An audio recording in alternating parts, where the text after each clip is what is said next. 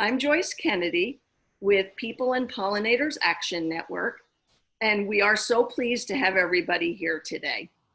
We are continuing to offer a series of educational webinars, so please keep your eyes out for more of these in the future. And we hope that you'll connect with us during the webinar or in the future. So please send along any questions you might have about PPAN during this webinar or afterward. And we will present some email addresses for you at the end for that purpose as well. PPAN is an advocacy organization, and we are working across Colorado to educate and improve policies to better protect pollinators, people, and biodiversity. And we're working to increase habitat, improve land management practices, and reduce pesticide use. We're building strong relationships and partnerships at the state and local level. These connections are particularly important since we are working to address the many threats to pollinator health, and since the work we do is really unique in Colorado and even regionally. The simple message we always like to tell people is that everyone can do their part to support pollinator health by planting flowers and not using pesticides and asking others in your community to do the same. We will be keeping the audience muted during the presentation. Please use the chat box if you'd like to introduce yourself, and please also add questions to the chat box. And we'll do our best to answer those at the end of the presentation with the time we have left.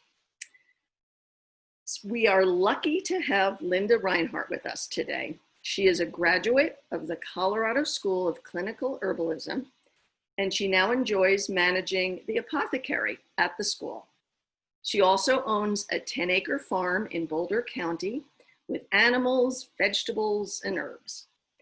Linda has been interested in this overlap with pollinators and healthy herbs and plants for a living. So I think you're really going to enjoy her presentation today.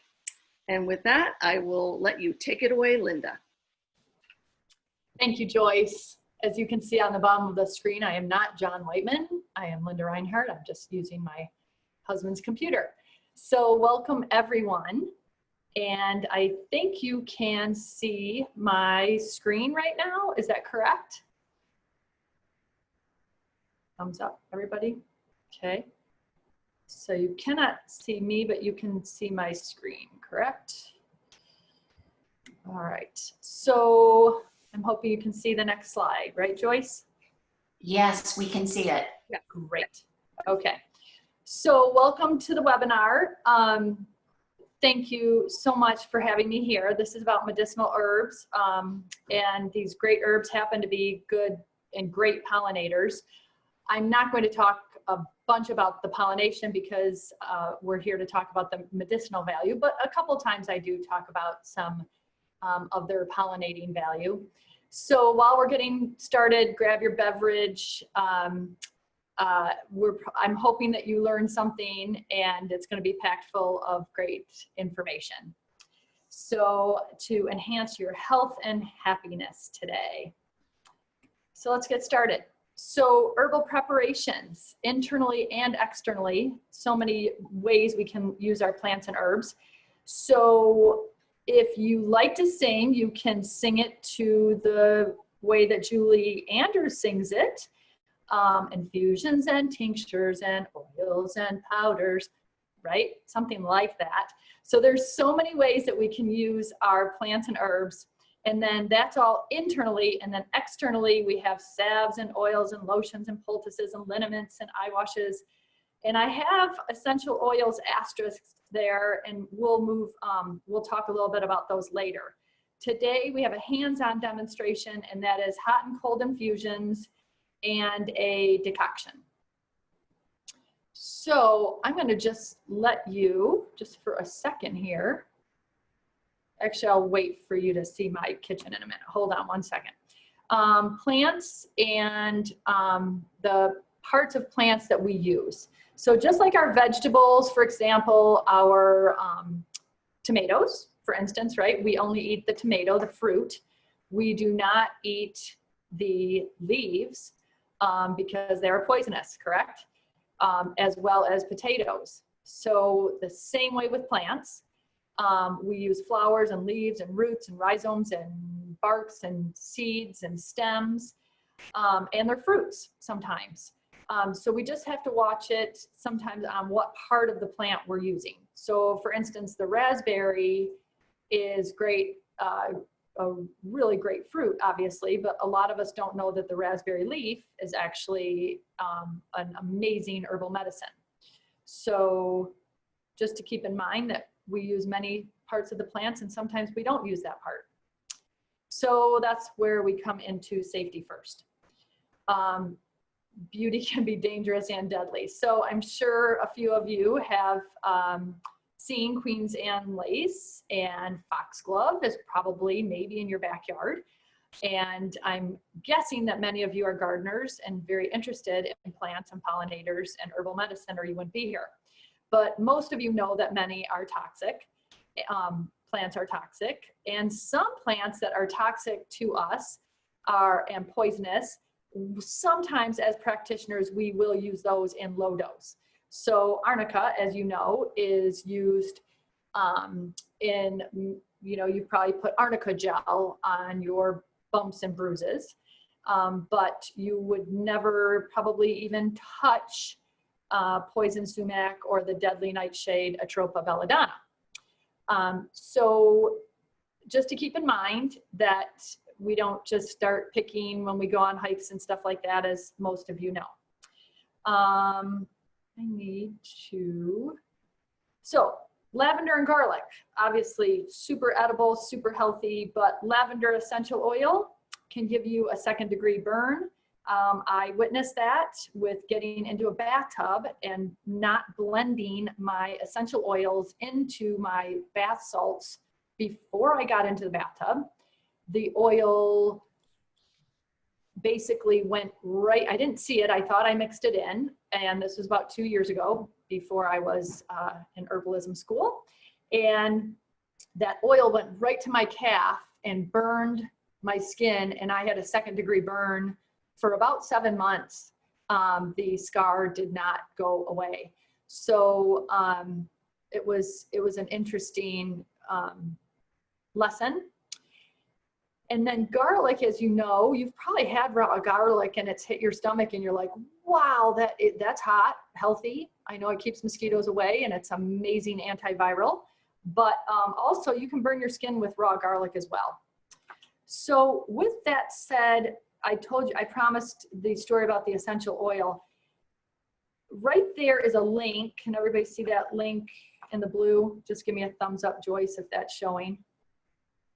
The blue link there. Yes. From WebMD. Okay, great. So that is a great story about a woman who got into essential oils, and the essential oil craze, again, I'm not going to get into this, but it got a little crazy there for a while, like ingest essential oils, put them all over your skin. So that's a great promise. It says promises help, but beware of the risks. I really encourage everybody to read that article because there's so many of them out there like this article. So essential oils are great. Use them in moderation. So I'd love to talk about gorgeous flowers that are pollinators. So I have about 7 of these, and they're fun, some of my favorites. I tried to choose ones that are available maybe in your garden right now, but things like linden flower I know is not blooming anymore. So a few of them are just my favorites, and you'll have to either get them dried if you really love them and fall in love with them, or wait till next year to pick them. So red clover, Latin name Trifolium praetens. It's a gentle herb, really great for children. A lot of psoriasis and eczema help internally and externally. It's It obviously rids the body of toxins, increases the flow of urine, moving mucus out of the lungs, increases that flow of bile. It's a very gentle laxative, so be careful if you drink too much.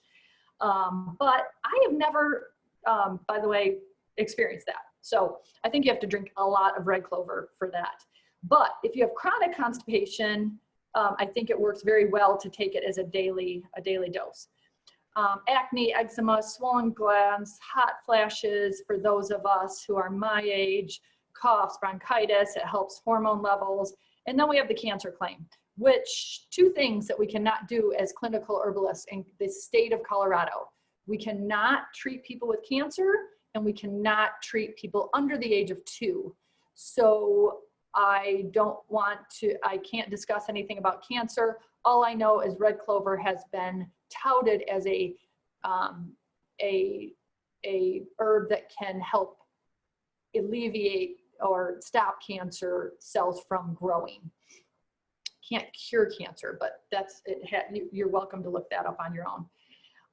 Special use, which is wonderful for us farmers and planters out there. It fixes the organic nitrogen in our soil, and they found that out actually in the early 1800s. Scientists started to look into why farmers did that, and that's another great nitrogen fixer after legumes or with legumes and vetches and things like that. So another great bonus of red clover, as probably many of you know, and obviously you can use it in salads, pick it fresh, put it in your salads.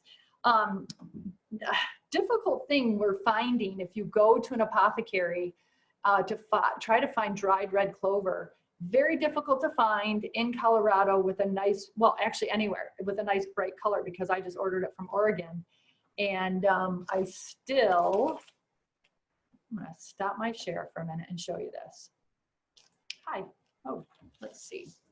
So this is what the red clover, I just showed you that bright picture, right? This is what it's looking like. So it's pretty brown. So it's a tough one to dry to get that color, but you can see some great red ones in there. See, that's a pretty purpley red. So it doesn't mean that it's ineffective. It's just not as beautiful. And then other years you'll get it and they somehow dried it the right way. And I can talk about drying all day long, but I won't go into that too far. Hi, this is my kitchen. Later on, we're gonna make some tea. So let's share the screen again.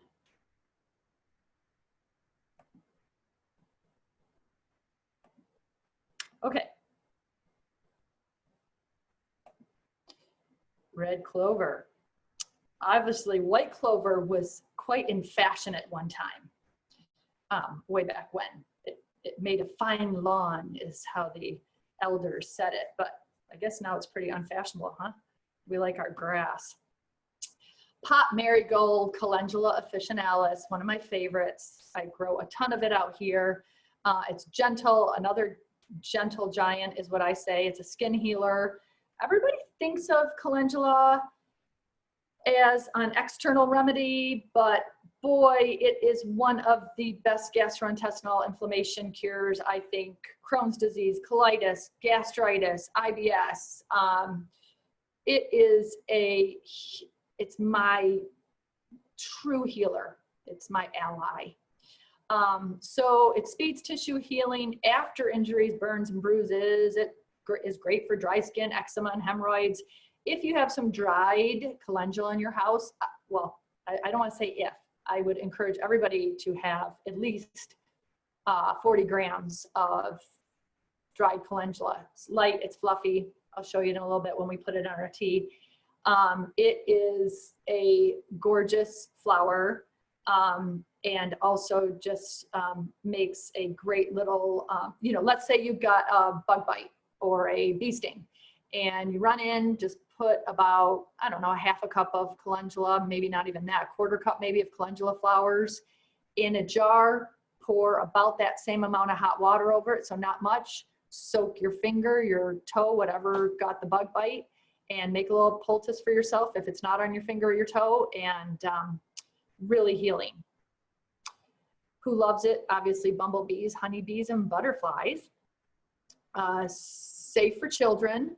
If you are pregnant, I would look up all these herbs. I try to give you a gentle herb when I find it for pregnancy, but there are two things to be concerned with with herbal remedies. One is pregnancy, two is obviously children under the age of 2, but 3 is anyone on a blood thinner. So just if you are on a blood thinner, always check with your doctor. Unfortunately, I could give my dad 2 herbs when before he passed away, and that was, I think, chamomile and mint were 2 things that his doctor said he could have. So just check if you're on a blood thinner or someone you love is. Who needs seeds for calendula? You have my email at the end of this presentation. I have a lot of seeds. So I'm encouraging everybody to grow more of this amazing herb. So if you're in this workshop today, I am going to give away free seeds. Just contact me. Purple coneflower, we love it, we know it. Echinacea purpurea, everybody says it 2 different ways. Popular and somewhat misunderstood plant, one of the most studied plants. We know that from the late 1990s. So I have a little quiz, but you don't have to take it. I'll just give you the answers right away. Do you take echinacea if you have an allergic reaction? The answer is yes. We have found in the herbalism school, our director of education is actually a PhD chemist. And if any of us, which we take a lot of herbs in herb school, and you, unless you know you're allergic to a family of plants, some people are allergic to the Asteraceae family, and echinacea happens to be in that family. So if you're allergic to the sunflower family, daisies, sunflowers, etc., you probably know it. So we had a couple allergic reactions. One was mine to peach pit tincture of all things, and I started flushing, and my director of education gave me a high dose of echinacea, and I was better without taking Benadryl. So I have some autoimmune disorders, and flushing is one of the things that I get an allergic reaction to, the weirdest things, and that helped me. So before if you don't want to run and you don't have Benadryl, a high dose of echinacea tincture and again, I can put this, being that you don't have the answers to these, I'm more than happy to answer these and send you the PowerPoint later. Is echinacea okay in high doses? I think I just answered that, absolutely. I think that German study from like 1998 or something, they were saying, yeah, echinacea is great, but nobody takes it in high enough doses to do anything. So should it be taken as a daily immune booster? That's what they're finding out that not to do. So just don't take echinacea as a daily immune booster. There are better ones, and it's not effective. And then yes, it is a lymphatic cleanser completely, absolutely. Appears to prevent and repair tissue damage by infection, partially inhibiting the activity of the enzyme hyaluronidase.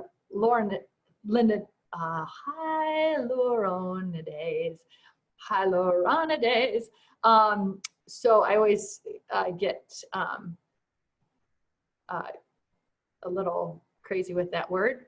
But anyway, that's what they're finding with the echinacea, and that's why it's confusing if it's a daily immune booster or if it actually is a great lymphatic cleanser and actually inhibits activity of these nasty enzymes that basically is what is causing our colds and flus. And I don't even want to get into COVID because that's not part of my presentation today, sorry. Plants parts used: root, flower, leaves, and stems. So it may interfere with the immunosuppressant therapy. That's what they found, a couple of studies. I don't know if you saw them, but this whole thing with high doses of elderberry or sambucus or echinacea when they're trying to do a immunosuppressant therapy. So check into that if, and research that if that's of interest. Safe for children, contraindicated in pregnancy, And of course, if you are allergic to the Asteraceae family. Raspberry leaf, Rubus idaeus. It's one of the best nutritives. Now here we will speak about pregnancy. It's actually wonderful. It's used to tonify after labor. You can also check with your doctor, but you can use it to prevent morning sickness. And it is, I keep saying it's one of my favorites, but I have so many favorites. The leaves are rich in manganese, iron and calcium. It's great for sluggish digestion. I'm going to put it in the tea today for our digestion. It's nutritive for colds and flus. And it's actually an antacid, anti-nausea, anti-diarrheal, and it's actually a uterine tonic. So if you want to make a mouthwash of it, make it a little stronger, and great ulcer and gum mouthwash and rinse. And of course, a gargle for sore throats, among others. Birds and butterflies love it. And now here's where you can put it in an immune building tea and your tummy tea. So great immune builder. Again, I can't say enough about how nutritious it is. And again, you can go out and pick the leaves right off of your raspberry plants, and great. And then of course, eat your raspberries. I think they're just bursting right now in Colorado. I just had a whole cup of them from my lovely friend, and great. Raspberries are high in antioxidants, but I think a lot of people forget about the leaves. And go ahead and dry them now before winter. Put them on a paper towel. It dries inside your house here in about 3 to 4 days. And you have your raspberry leaf. And why would you have to buy it and pay for it when we're here in Colorado and probably have so much of it? Elderberry, Sambucus nigra, such a well-known yummy berry, but not always known for its flower and leaf. So flowers, big time antiviral, great immune booster. I use it, you know, that feeling when your throat might not from the smoke here, but when your throat is tickling, you're like, and you're really exhausted, and you're like, I might be coming down with something. Have that flower and leaf on hand. It's basically the flower. It looks kind of leafy sometimes, but it's basically just the flower. It's that tiny little white flower, dries and looks like a little kind of, it gets to look kind of beigey when it's just the flower. And so that white gorgeous flower does do what red clover does, and doesn't look as beautiful as that dried. So the cold tea can help night sweats and hot flashes as well. So if you want to make it as a hot infusion, then you can let that come to room temperature and put it in a jar and put it in your fridge overnight. So really great if you have a fever and you want to promote that sweating. Just a great thing for fevers as well. Stay away from the Tylenol and the Advil if you have a fever under 101, because the body is telling you that that fever is there to get rid of that infection. So instead, drink some great elderberry tea, and hopefully you won't have to take anything to any over-the-counter products to get that fever down. The berries reduce the length and severity of colds and flu, antiviral. I think you've probably seen it on the grocery shelf, and you have seen it every time you walk into natural grocers during the COVID time. So it did get a little bit of a bad rap again with some of the RNs and some of the emergency rooms saying, we found that, you know, if people take too much elderberry, it's actually making COVID worse. That happens on very, very, very, I think it was, you know, it was like 2 patients that it happened to, and it was actually it sped up their immune system so much that they, that it actually had a reverse effect. But again, I have also read more studies about it being of benefit, and obviously to colds and flus too.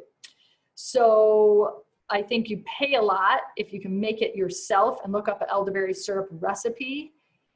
You'll pay about 1/10 of what it is in the bottle. So if you're into that, I'm kind of known for my elderberry syrup because I make it a little stronger than what's in the bottle, and I don't make it quite as sweet. I love the honey, and honey is also an antiviral, but you don't need that much honey in it, and if you don't like it quite so sweet. So bumblebees, honeybees, and butterflies love this flower, because why wouldn't you? Elderberry wine, elderberry jam. Big caution here. Raw berries, don't eat them. Always cook them. It's a tummy irritator and can be worse. So don't eat those raw elderberries. Cook them for, I'm going to say cook them at least 10 minutes to a little, on a low simmer. And there's a constituent in it that is it's basically in the seed, to be honest. But I wouldn't touch the berry raw. Hawthorn tree, Crataegus SPP, many Crataegus varieties out there. Again, the leaf and the flower and the berry. And this is the heart. I forgot to put a big fat heart on my slide. Oh my gosh, is it great for the heart? Improves oxygen. There's a little typo there. Uptake by the heart, improves circulation in the heart, energizes the heart cells. I think I was just typing so fast because it energizes me. It's again one of my favorites. It dilates your blood vessels in the extremities to reduce strain on the heart. Great for varicose veins. Gets those blood vessels dilated and moving, reduces stress and improves digestion. So I also put it in my tummy teas, and it's cooling. And the reason why I wrote moistening is most of the herbs I have talked about so far are drying. And here in Colorado, when you have a dry constitution, and you start taking some of these drying herbs, your body and your mucous membranes are going to tell you that, and hopefully not the hard way, that you are just dried out, and you can start feeling it. Your skin is dry, your mouth is drier, and your body just feels not depleted, but I mean, the feeling, and it doesn't matter how much water you're drinking, you're not moistening your mucous membranes. So one thing in herbalism schools, we start to take all these herbs and 80% of them are drying, and we forget our moistening. So when you can get an herb like hawthorn that is so great for us, and it's somewhat moistening, not one of the most, but I'll get into that. It's a real advantage. To the beekeeper, hawthorn blossom is a potential source of one of the finest honeys. Linden, lovely linden, relaxing remedy for nervous tension, valuable cardiotonic, specific for high blood pressure, relaxing action on the circulatory system. Actually has, in some migraines, it has been proven to help. Excellent for fever and colds due to its relaxant actions, right? If we're coughing, we can put linden in our cold formula and with some cherry bark, and take that as a lovely, with some honey, and take that as a great tea. It works well in tummy remedies because it's anti-inflammatory and anti-spasmodic. So the other great thing about it, it has no drug interactions and no side effects. So again, when those linden trees are out next year, make sure there's a lot in Louisville, lot in Bolt, obviously, they're just all over. So grab them, dry them, pick that dried flower. Marshmallow. So I talked about drying. This is not. This is a lovely, moistening, mucilaginous, wonderful herb to take to moisten our mucous membranes. And I'm going to show you a cold infusion here in a minute. It aids in bowels, mucous membranes, lungs, kidneys. It soothes inflamed and irritated tissues and reduces swelling. I have tired feet. I'm on my feet a lot. I do an overnight infusion of it. I add a little ice and I soak my feet as I'm drinking it. It can ease indigestion, IBS, and the passing of a kidney stone if you want to sit home and pass a kidney stone on your own. That would hurt, but a lot of people do that and don't go to the hospital for it. Ease in respiratory congestion and dry cough. So again, you can put a little marshmallow in.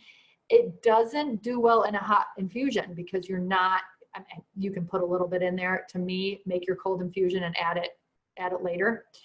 There's so many great things that we can drink cold, right? But we always think of tea as hot. But I make my infusions and then I drink them cold a lot during the day. Enriches breast milk in nursing mothers, galactagogue. So that means it helps produce more milk. And it's great for a dry cough. Great for people who are speaking a lot, like me. So I'm gonna take a quick drink of it. The leaf, oh yes, can be somewhat laxative. That is true. But again, gotta take quite a bit. Leaf, chop or chew a fresh mallow leaf, and then you can apply it to your swellings and cuts. So the poultice can be used as a bandage, and it reduces inflammation and soothes and heals. I think that's why it's so great on your feet. Insect bites, you could put, when you make that little calendula infusion, if you had a little bit of marshmallow in the fridge, you could do that as well. I make it gets really gelatinous if you leave it in the fridge for a couple days. If you've heard of slippery elm, the slippery elm is an endangered species. So in Colorado, we have so much marshmallow out there, Althea, that we don't need to start, I mean, it's silly to take slippery elm. So we're really, really trying to get the word out there to take marshmallow. It looks just like slippery elm. I'll show it to you in a minute as well. And this is the root, by the way. The root is the one that is the mucilaginous ally. So I think this is pretty good timing because this will take us to the question period. I'm gonna stop the share for a minute. And I am going to, can everybody see me? And then this is, let's see. So I'm gonna start by taking my camera and putting it down on my scale. So you can buy a scale and do things in the way of just a nice little scale. Make sure that it goes to grams and not just kilograms, because some of these gorgeous herbs are very, very light. So in here I have calendula, I have red clover, I have rubus, raspberry leaf. You know, I use calendula instead of pot marigold. I use the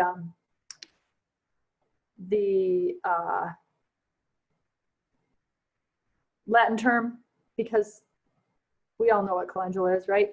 It's kind of funny. Sometimes we use Latin terms over common names, but I guess it's called pot marigold. And then I have some linden or hawthorn flower. And what I did was I measured that and I got to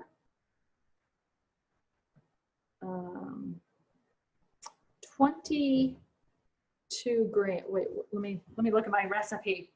Sorry. I got to 18 grams of dried flour. So I'm doing a 1, just to confuse you a lot, I'm doing a 1 to 1.5 ratio. So I'm doing a lot of people say 1 gram of flour to 1 ounce of water. That it makes a pretty strong infusion. And I think a 1 to 1.5, some people say 1 to 2, I think that's too weak. So if you're at home and you don't have a scale, this 18 grams of flour equals, now here's your trick to get from one container to another that's smaller. Da, da, da, da, piece of paper, and you just pour it from the top, make yourself a little cone, and it goes right in there. So it's about, if I smush it down, it's a smushed cup. So this is all very light flour. As you know, red clover is pretty light, but the leaves are, so there's my smushed 1 cup, if you don't have a scale at home. So I'm going to put that into, I'm keeping my water hot back here. Hello. Okay. Hi. So I'm going to, oh, you need to see this again. Sorry. I wish I had a wide angle lens, or I had a huge kitchen, or, okay. So we're going to put our flour into this nice 32 ounce ball jar. My favorite product. So there, makes it look easy. So now it got all light and fluffy again. There's that. And we're gonna add our hot water. And we're gonna let that seep for 20 minutes. And I love to stir my herbs. So I think it just gets everything in there, mixes it up. This makes your infusion a little nicer. Now, one of 2 things. In 20 minutes, it's going to be perfect for those people who like not as hot tea as I like my tea pretty hot. So I just put my top on it lightly. And there's your infusion. So this is what we call a real infusion, not a tea bag. So just think of what you're drinking when you drink a tea bag. I think you're drinking 0.1 gram. I meant to weigh one the other day, but not to say that it's not good in a pinch, right? So next we're going to do, I'm going to show you the cold infusion. And we're going to, so this is my lovely Althea that I made last night. So it looks like it's getting pretty good and gelatinous. We're going to move our hot tea over. We're going to take the best product that's 99 cents. Must have 2 of these. You can also use a strainer like this, or this would not work. See how tiny the holes are? Great for tiny herbs, but not great for Althea. So different strainers, different uses. So what we want to do is we want to drink this. And this is that Althea. This is Althea dry. Yummy kind of shredded bark. Shredded root. Then we're going to take another ball jar or a Pyrex. And we're going to get that into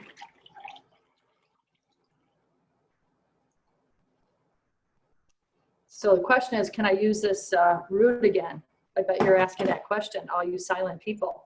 I'll just ask the questions for you. Yes, you can. Actually, I'll probably use that again. So pour myself a nice little glass of gelatinous.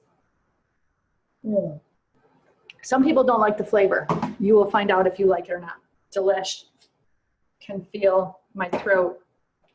Feel it in my throat. Lastly, I'm going to make a decoction.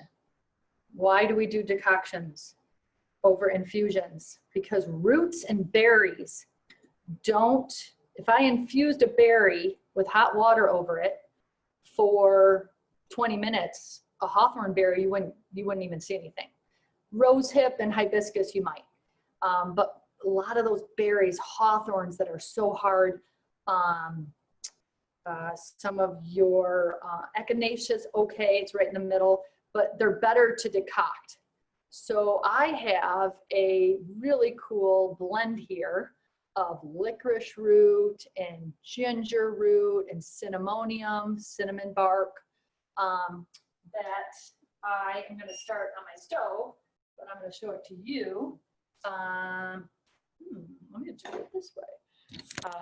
That is so yummy. Oh, I can already smell it. So there's my roots, and I am going to boil that or simmer it on the stove. I'll get it up to a boil, and then I'll simmer it for a good 20 minutes and then let it sit.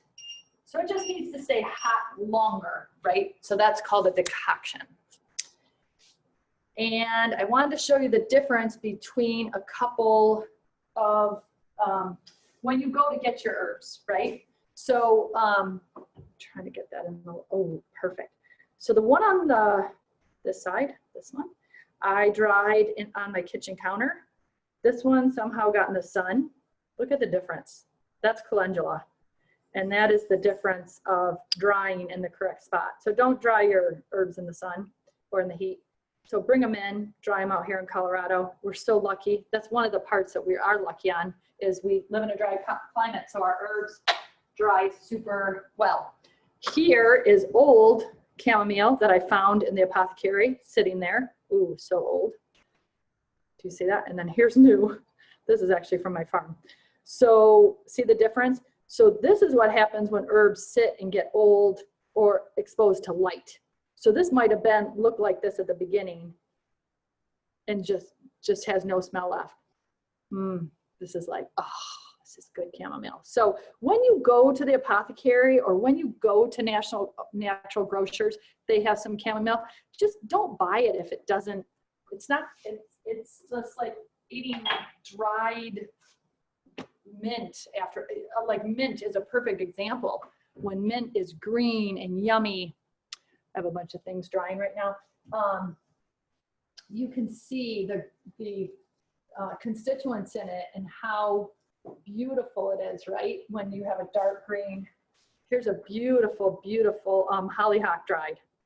I mean, look at that. It's just all pink. Here's parsley that's drying. It's halfway there, but nice and green. Okay. Just one last thing, thyme. Unbelievable. Put it in all your teas. I bet you have a ton of it in your garden. Dry it. I stick it for antiviral. Unbelievable. I just didn't have it on my presentation because I didn't think it was a great pollinator, but maybe someone could educate me in that. So we are going to accept questions. One more thing, this is what raspberry looks like dry. There's a dried raspberry leaf. See how fluffy it is? So this happens to be from Rebecca's label. I'll give a little advertisement for Rebecca's. So there's two apothecaries that are public in town. And one is called the Little Apothecary in downtown Lafayette. And Faith is the owner. And she is fantastic. And the other one is Rebecca's in Boulder, and been there forever. Amazing store. And then there's also the Golden Poppy up in Fort Collins. And if you guys are from Denver or wherever you're from, I'm sure there's like 18 more that I'm not touting right now. We are a apothecary for just students at this time. But if you email me, we're going to start an apothecary club and we'll give you discounts, and it will be like a private club. You come in, it just won't be like a retail store. So you can't just come in off the street and buy herbs from us, but it's pretty fun. All right, let me know if there are questions. Hey, well, thank you, Linda. That I know I, for one, being on Zoom so often. Really appreciate your hands-on webinar and demonstrating what can be done. So that was really fun. We appreciate you and all your teaching us about today, and how these plants can also support pollinators. What a bonus in this presentation. So just a few more words, and then we will try to tackle a number of these questions. We will, as mentioned, we did do a recording of this, so we will be posting if anyone wants to go back and learn more from the slides that Linda used today. And we also will be distributing a short survey right after we're done. And if you can just take a few moments to fill that out, that will inform future webinars. Our webinar in September will be with Michael Bronner of Harlequins, and he will be providing guidance on alternatives to pesticide use. So that should be a fun one as well.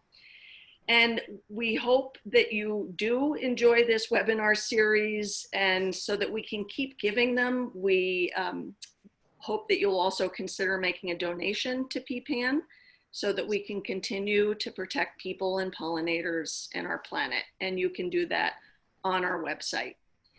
So Linda, I've been collecting some questions. The first one I have here is with the Calendula, does the color affect potency at all? And are marigolds in this same family? Can you use them similarly?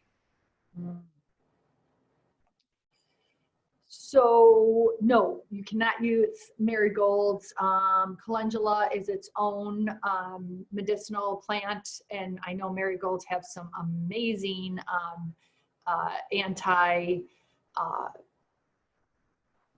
what do you call it? They are great around your tomatoes and everything to discourage those nasty critters from ruining your tomato roots. So I understand that you want to run out and get your regular, I don't even know the Latin name of it, I should look it up. But no, they are not interchangeable. Make sure you're using pot marigold, and which I have like all around me.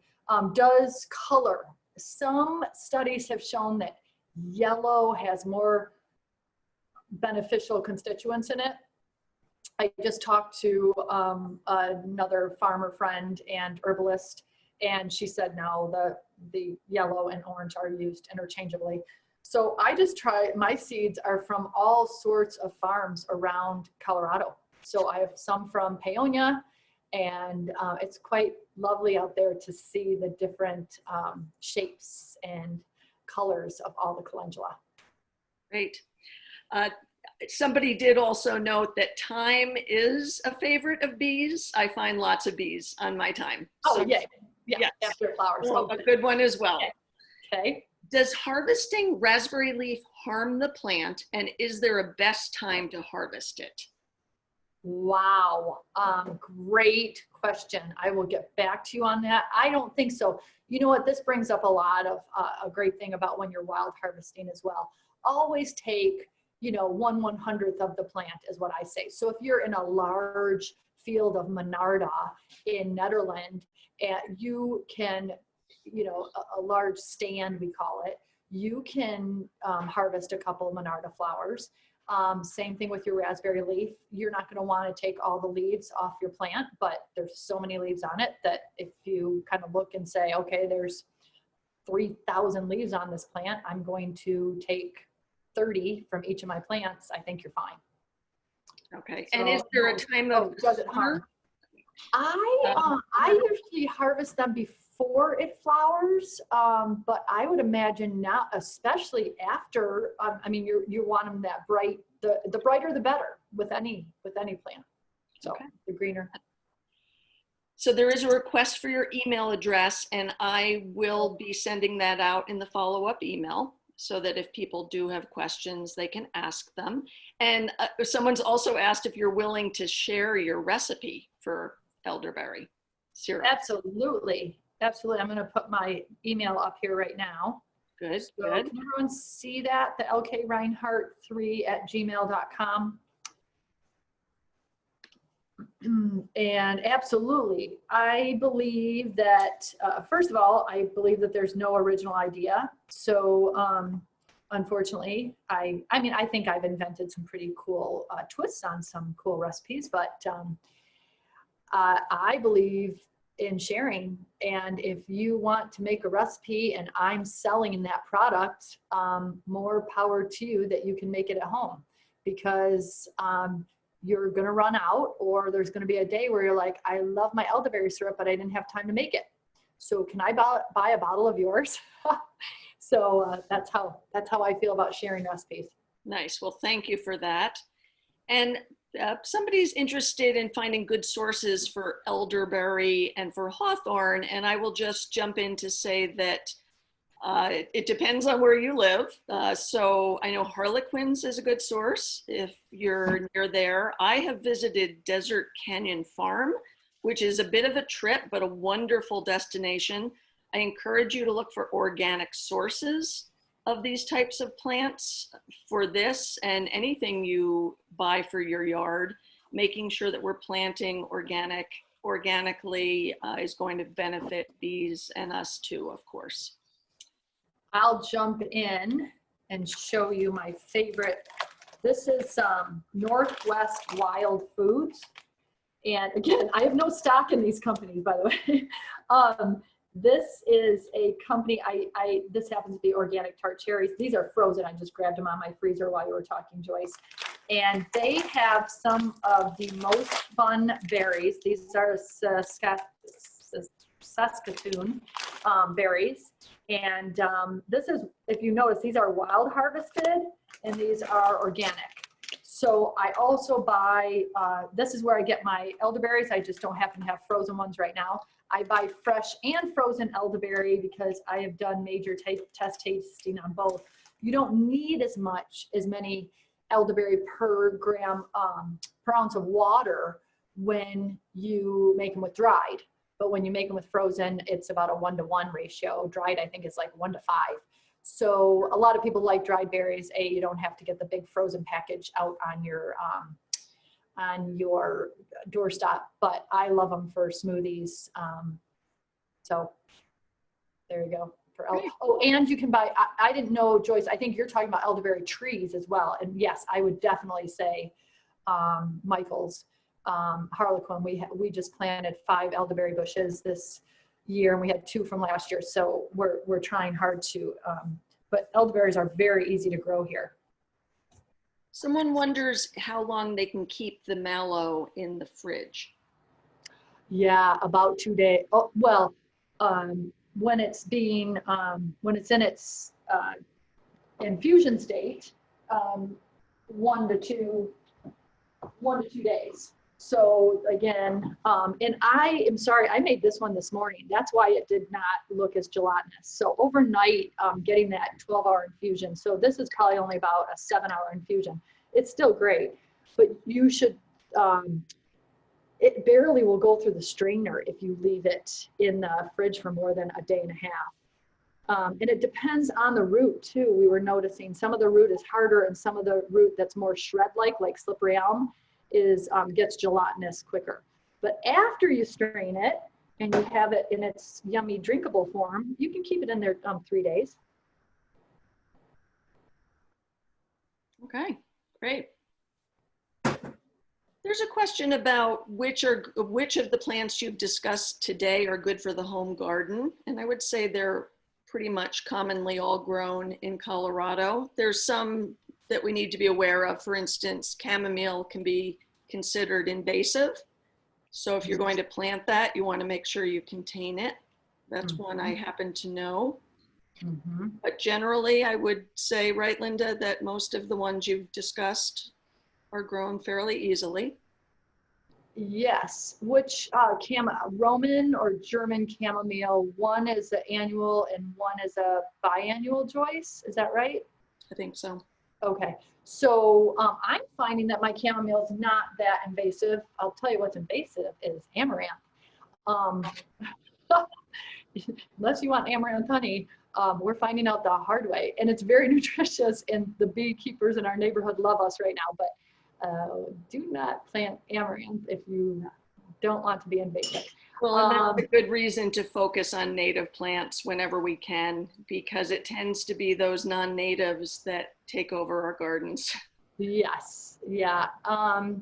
Yeah, everything here, Althea is a great one to grow yourself. The other thing is it's a weed out there. If you know mallow is a weed, you can just let those mallows get pretty big and just do your, when you're digging your weeds, dig the root. The other thing is plantain that I did not talk about today, which is a weed that's growing in the middle of the cracks of your sidewalk. Plantain is one of the, not plantain, the banana, what you're thinking of, the banana looking plantain. This is plantain. It's got the large Plantago major, or Plantago spp, any species, has the beautiful little spike flower. Look it up. Make sure you're not ever harvesting anything near the road more than 10 feet. Always go at least 20. I go 20 feet off of any main road and harvest plantain. You can chew it up, put it on a cut immediately. Plantain, I should have gone over it, but there were just too many. So yeah. And we have about 3 minutes left, and I see we're not going to get to all the questions, so I'm going to encourage people to follow up with their questions if they'd still like to get them answered. But we'll shoot a few more at you, Linda, while we have a little time left. Sure. Is there any difference between red and black elderberries? I don't know. A Sambucus nigra is what you want for your medicinal. I don't use red elderberries. So that would be a great question for Michael. Okay. He knows his species quite well, but for medicinal purposes, I would stick with Sambucus nigra. But I can look it up later too and email you if you want to shoot me an email, whoever asked that. Yeah. And we touched on harvesting plants in terms of how much of the plant to harvest, but somebody wonders what time of the day. I believe early morning tends to be a good time, but if you want to touch on that, please. Yes, calendula and chamomile, great. But you want to wait for your calendula to open up. So not early morning for calendula. It closes every night. So nice hot, right when it's at the heat of the day, probably around 11 or 12 to do your calendula when those blossoms are nice and big. If you notice, if people harvest calendula at a different time of day, you'll get, you won't get that bright color. You'll see more of that, of the green, I'm losing the word now, my plant part. But anyway, you'll get that nice flat looking calendula. Chamomile is early morning as you can. So depends on the plant, but for the most part, Joyce is right. Early to mid morning. Somebody noticed that you didn't measure the water when you were pouring it into Is that important? Oh yeah, I am a folk. I'm going to tell you right now. I am a folk. I love folk herbalism. So if I could just be witchy and not have any of these ounces and weigh everything, I probably would, because I do a lot by eye. So what I just knew what it was before I got on mine, but great point. So this is my tea. Ooh, what has it been, about 15 minutes? And I had measured, this is a 24-ounce jar, so I knew I needed about 22 ounces. But I would say,